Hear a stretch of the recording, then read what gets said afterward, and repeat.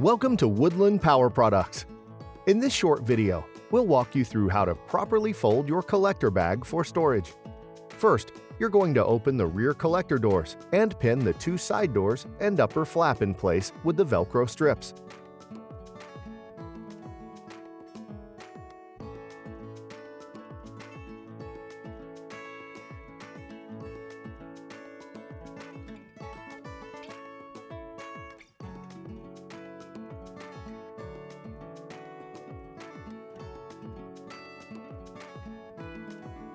Now remove the top brace, or the roof rack carrier if you have one, and place it inside the bag.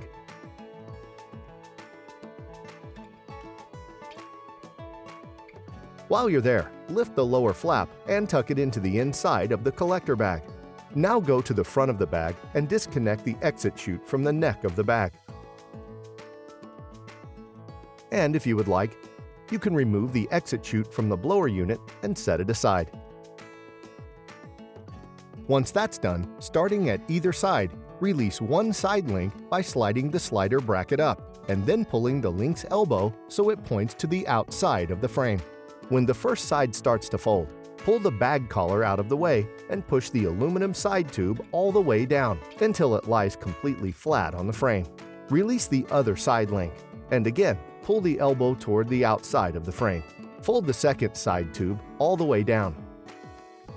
Keep in mind, you may need to adjust the bag collar so that it lies flat inside both sides of the collector as you push the second side down.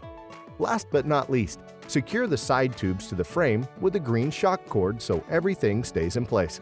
Thanks for watching this video, and always remember that if you have any questions, please send us an email or call our incredible customer service team for support. We'll show you how one of the best small companies in America takes care of our customers.